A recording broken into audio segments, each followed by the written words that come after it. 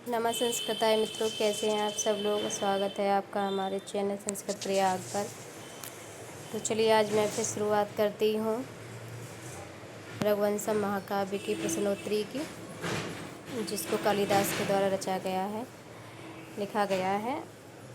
मेरी आवाज़ I think आपको आ रही होगी, सही आ रही होगी तो बताना, नहीं आती है तो भी बताना, ठीक है, कमेंट में। तो शुरुआत करते हैं कि रघुवंशम महाकाव्य के लेखक कौन है ना।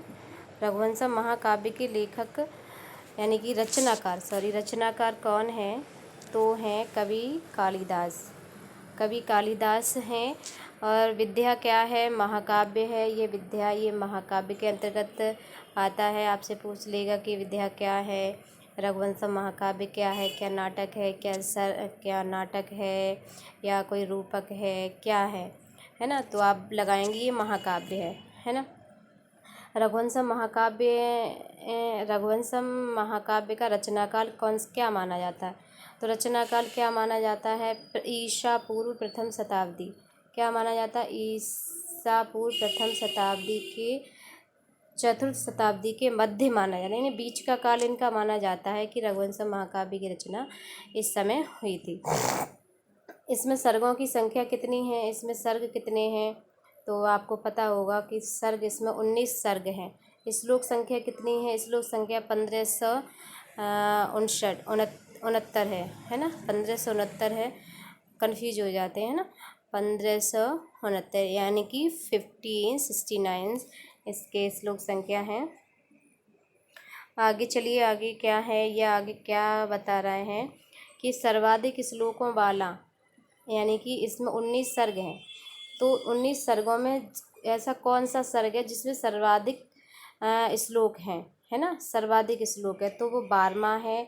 12वें में कितने श्लोक संख्या है, तो श्लोकों की संख्या है उसमें 104 श्लोक हैं, और श्लोक 104 श्लोक हैं। और फिर पूछेगा कम, ऐसा कौन सा सर्ग है जिसमें कम है, तो कम कौन सा है, 18वां। कौन सा है, 18वां सर्ग, जिसमें श्लोक कितने दिए गए हैं, 53 श्लोक हैं, 50 3 53 श्लोक हैं, है ना। अब आगे चलिए, आगे क्या कहता है कि रघुवंशम महाकाव्य की में प्रयुक्त छंदों की संख्या। तो छंदों की संख्या पूछे, यानी संपूर्ण रघुवंशम महाकाव्य जो कि 19 सर्गों में लिखा गया है, तो उसमें टोटल कितने छंदों का प्रयोग हुआ है, तो कुल टोटल 22 छंद हैं। कितने छंद हैं, 22 छंद हैं, है ना, 22 छंद हैं। और उन छंदों में सर्वाधिक कौन सा छंद है, यानी कि सबसे ज़्यादा उस रघुवंशम महाकाव्य में सबसे ज़्यादा प्रयुक्त होने वाला छंद है उपजाति, जिसकी संख्या है 578 बार प्रयोग किया गया है। कितने बार प्रयोग किया गया है, 578 बार प्रयोग किया गया है। ठीक है, दूसरा सर्वाधिक उपयोग वाला अगर आपसे पूछ लेता है, दूसरा सर्वाधिक उपयोग वाला वो क्या है, तो आप बता सकते हैं कि सर्वाधिक उपयोग वाला, यानी दूसरा। पहला तो देखिए क्या हो गया, उपजाति हमारा हो गया, और दूसरा अनुष्टुप हो गया, है ना, अनुष्टुप। अब प्रधान रस पूछे, प्रधान रस कौन सा है, तो वीर रस प्रधान रस है, क्योंकि इसमें राजा दिलीप का सिंह था, वो कुंभोदर, उससे युद्ध दिखाया गया है ना, इस तरह से। फिर उसमें उनके पुत्र होते, वो भी विजय गाथा, ये सब उनके पुत्र, फिर उनके पुत्र, ज़्यादातर सब विजय ही की बात की गई है उसमें, तो ज़्यादातर विजय का यानी कि युद्ध का ही वर्णन लिया गया है। अब आपसे पूछेगा कि सर्वाधिक अलंकारों का प्रयोग, यानी कि इस रघुवंशम महाकाव्य में जो अलंकारों का प्रयोग हुआ है, तो उनमें से जिसकी सर्वाधिक संख्या रही है वो उस अलंकार का नाम बताइए, तो वो सबसे ज़्यादा अनुप्रास है, उपमा अलंकार है। ठीक है, उपमा अलंकार का तो आगे इसमें क्वेश्चन आएगा, एक बहुत सुंदर उदाहरण इन्होंने दिया था, तो इसलिए आगे बताते हैं। अब इसमें रीति पूछे तो वैदर्भी रीति, कालिदास के ज़्यादातर सभी काव्यों में जितने भी उन्होंने रचनाएं लिखी हैं, है ना, वैदर्भी रीति है ना ज़्यादातर। तो आगे चलिए, अब रघुवंशम रघुवंशम की महाकाव्य की कथानक का मूल स्रोत क्या है। यानी मूल स्रोत का मतलब कि ये कथा रघुवंशम जब कालिदास ने लिखी थी तो उन्होंने क्या सोच के लिखा था, ये किस ग्रंथ से ली गई थी। तो उन्होंने इसको लिया था वाल्मीकि रामायण से। किससे लिया था? वाल्मीकि रामायण से इन्होंने लिया था। अब वाल्मीकि रामायण से इन्होंने उठाया था। ठीक है जी। सॉरी। रघुवंशम में प्रथम और अंतिम राजा। अब प्रथम राजा आपसे पूछ लिया जाए तो प्रथम राजा रघुवंशम के अनुसार, आप ये नहीं पूछना कि रघु की इक्ष्वाकु वंश के राजा, ये पूछ रहा है कि रघुवंशम के हिसाब से कि जो रघुवंशम महाकाव्य है उसमें प्रथम राजा कौन से। तो पहले राजा हाँ दिलीप थे और उसके अंतिम राजा अग्निवर्ण थे। ठीक है। अब प्रथम 2 अध्यायों में किसका वर्णन है? तो पहले 2 अध्याय जिसमें प्रथम 2 अध्याय में किसका वर्णन है? तो राजा दिलीप का वर्णन है ना। राजा दिलीप का जब कोई पुत्र नहीं होता है तब वो गुरु वशिष्ठ के आश्रम में जाते हैं ना, तो फिर वो पूरा उनको प्रक्रिया समझाते हैं। तो दूसरे में इन्होंने नंदिनी गाय की सेवा की थी, है ना। राम का चरित्र किस सर्ग में वर्णित है? तो अब आ जाइए राम का चरित्र, भगवान श्री राम का चरित्र किस सर्ग में वर्णित है? तो 10 से 15 में श्लोक। सॉरी एक जस्ट वेट।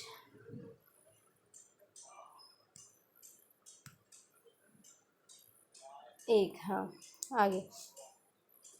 10वें सर्ग से लेकर के 15वें सर्ग तक भगवान श्री राम के चरित्र की वर्णन मिलता है। चलिए आगे चलते हैं, आगे नेक्स्ट पेज।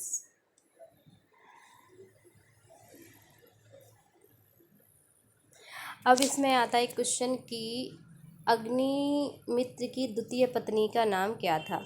तो अग्निमित्र की दूसरी पत्नी का नाम इरावती था और किस पर चलाए गए बाण व्यर्थ हो गए थे? तो सिंह था जिस पे राजा दिलीप ने बाण चलाए थे, और क्योंकि वो मायावी बाण था, वो उनकी परीक्षा, मायावी सिंह था तो वो उनकी परीक्षा ले रहा था, है ना। तो इसलिए वो जितने भी बाण राजा दिलीप चला रहे थे वो सब व्यर्थ जा रहे थे। तो आपसे परीक्षा में कई एक बार यूपीटी जीटी एलटी में इसका सिंह का नाम भी पूछा है। तो सिंह का नाम क्या है? कुंभोदर। क्या नाम है? कुंभोदर नाम है। सिंह का नाम क्या है? कुंभोदर है। संध्या से किसकी तुलना की गई है? तो संध्या से किसकी तुलना की गई है? धेनु की तुलना की गई है, जिसको नंदिनी गाय नंदिनी। और नंदिनी किसकी पुत्री थी, है ना। ये भी आगे चलो क्वेश्चन आएंगे।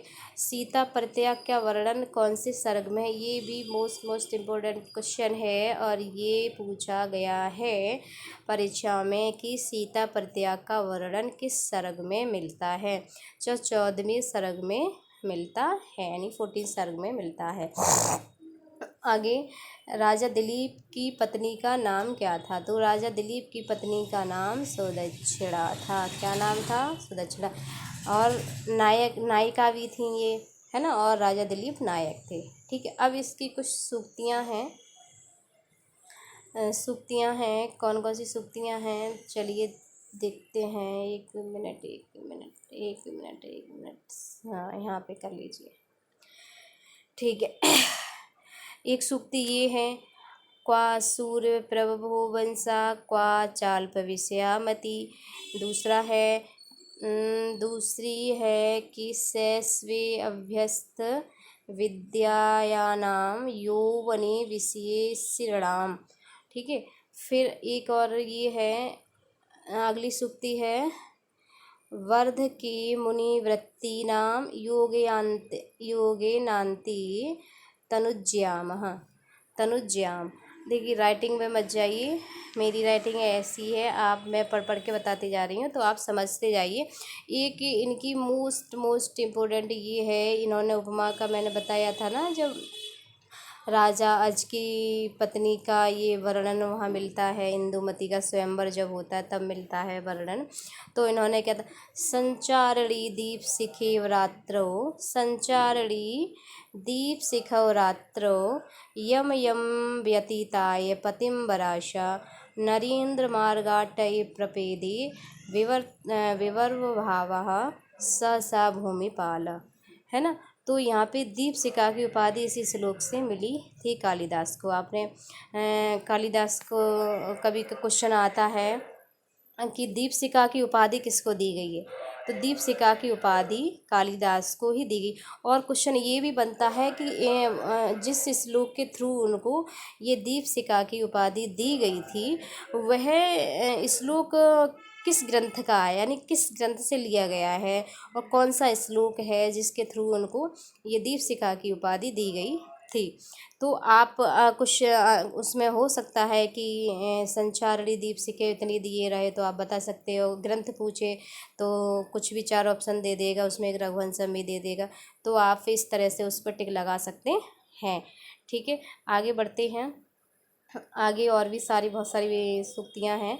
तो देखिए ये सारी सूक्ति इतनी मोस्ट इम्पोर्टेंट है कि ये हमेशा पूछी जाती हैं। और तेज साम ही न वयः, तेज साम ही न वयः समीक्षति, है ना। ये कथन वो विश्वामित्र का कथन है। ये जब भगवान श्री राम छोटे छोटे होते हैं तो वो राजा दशरथ उनसे क्वेश्चन कि तुम उनको कहाँ ले जाओगे, ये तो बहुत छोटे हैं। तब इस तरह से वो विश्वामित्र जी कहते हैं, गुरु विश्वामित्र, कि देखिए तेज साम ही ना वह समीक्षते, कि जो तेजस्वी व्यक्ति होती है उनकी आयु नहीं देखी जा सकती है ना। तो इस तरह से ये क्वेश्चन यहाँ पे बनता है। आगे देखिए, आगे एक और सूक्ति है, स्ववीर्य ही मनहा प्रसूति। ये राजा दिलीप का कथन है। आपसे कथन भी पूछ लिए जा सकते हैं। स्ववीर्य गुप्ता ही मनु, वो कहते हैं कि जब राजा दिलीप नंदिनी गाय की सेवा करने के लिए जाते हैं तो वहाँ पे उनके जो सैनिक लोग थे वो उनके पीछे पीछे चलने लगते हैं। तो फिर पता है वो मना कर देते हैं कि मेरे पीछे नहीं चलो। वो कहते हैं कि मैं मनु वंश में उत्पन्न हूँ, है ना, मैं मनु वंश में उत्पन्न हूँ, मैं अपने वीर्य के द्वारा, अपनी यानी अपने पराक्रम के द्वारा अपनी रक्षा स्वयं कर सकता हूँ, मुझे किसी की रक्षा की ज़रूरत नहीं है। तो इस तरह से ये कथन वहाँ पे आया है। अब एक और एक सूक्ति बनती है, सहस्र गुणम उत्स्रमष्टुमादि मादते ही रशम रवि, है ना। ये एक सूक्ति बनती है। दूसरी सूक्ति बनती है, रतम समागच्छतु कांचने महा। तीसरी ये सूक्ति एक है, आज्ञा गुरुणाम हा विचारणीय, है ना। वसुमत्या ही नृपः कलित्रणः, क्रिया ही वस्तुपहितः प्रसीदति, है ना। ये बहुत बार पूछी गई है। ये 8वें नंबर पे जो सूक्ति आपको दिखा रही है, श्रुतिरिवार्थम स्मृतिरन्वगच्छत्, श्रुतिरिवार्थम स्मृतिरन्वगच्छतम्, है ना। तो गच्छत, और फिर ये सूक्ति भी, ये भी मोस्ट इम्पोर्टेंट, और ये भी इसमें ये मैं बता रही हूँ, ये बहुत ही कई एक बार पूछी गई है, हमेशा पूछी जाती है। और जो 9th नंबर पे है वो है, दिन छपा मध्य गतिव संध्या, है ना। और अगली है, गृहिणी सचिवा सखी मिथा, है ना। इस तरह से ये क्वेश्चन आप याद कर लीजिएगा। आप नोट्स बना सकते हैं, नोट्स बना लो, कुछ भी कर सकते हो। चलिए आगे चलते हैं। आगे और भी क्वेश्चन आ गए हैं। तो क्या है, रघुवंशम महाकाव्य का मंगलाचरण कैसा है। तो भगवान शंकर और माता पार्वती की इसमें उपासना की गई है, और इसलिए जब उपासना किसी की खासकर देवताओं की जाती तो ऑब्वियसली क्या से होता है, नमस्कारात्मक मंगलाचरण होता है। ये मंगलाचरण इस तरह से है, देखिए इसको कट करके हम आपको दोबारा दिखा रहे हैं। ये है मंगलाचरण इसका फर्स्ट, है ना, जिसको नांदी भी कहते हैं, है ना। तो इस तरह से ये है, तो आप पढ़ सकते हैं कैसा है ये मंगलाचरण। वागर्था विभु संप्रतो, वागर्थ प्रतिपत्तये, जगिता पितरो वन्दे पार्वती परमेश्वरो, पार्वती परमेश्वरो। तो देखिए इसमें फिर इसमें मंगलाचरण पूछा जा सकता है ना। और एक बात ये रहता है ना, बागर था विव, ये दे के इतना पूछा जाता है कि इसमें समास बताते हैं। तो इसमें समास है केवल समास। कौन सा समास है? केवल समास। ठीक है जी। और इस केवल समास को ही दूसरे शब्दों में सुपसुपा समास भी कहते हैं। सुपसुपा,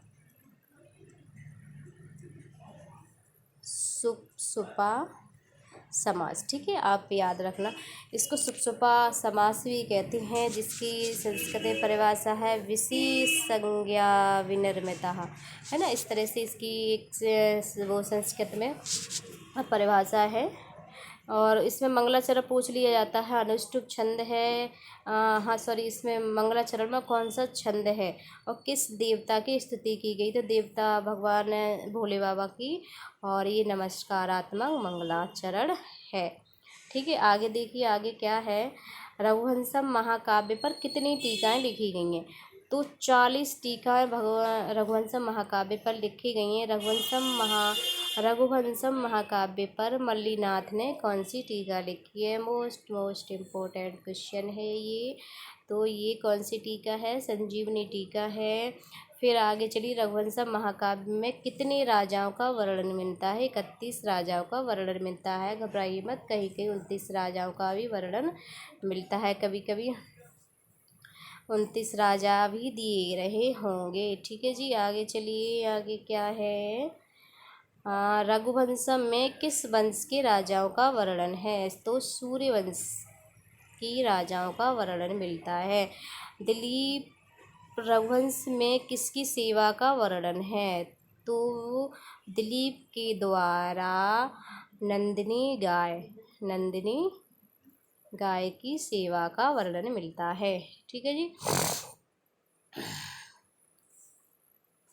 एक जस्ट वेटन, सॉरी,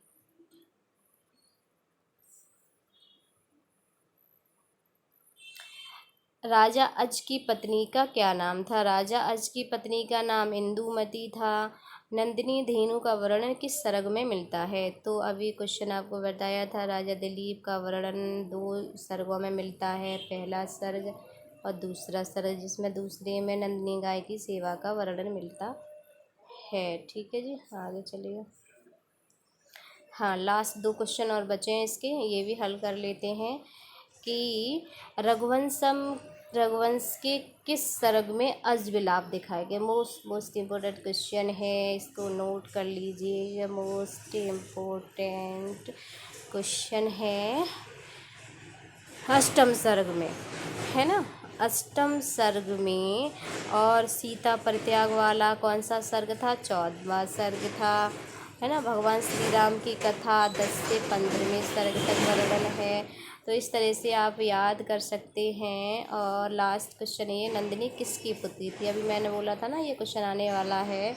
तो नंदिनी कामधेनु की पुत्री थी। वही कामधेनु जो और सभी को इच्छा अनुसार वर देती थी, यानी जो जिसको कल्पवृक्ष, जो जिससे कुछ भी मांगता था वो उनको प्रदान कर देती थी। बस भाव ये रहना चाहिए था कि वो उनका भाव पवित्र होना चाहिए। ये नहीं है कि हम किसी के लिए शत्रुता का भाव रख के कुछ मांग रहे हैं, ऐसा नहीं, यानी पवित्र भाव से होना चाहिए। तो चलिए दोस्त फ्रेंड्स, आज के लिए इतना ही। आगे हम आपसे फिर मिलते हैं, तब तक के लिए नमः संस्कृताय।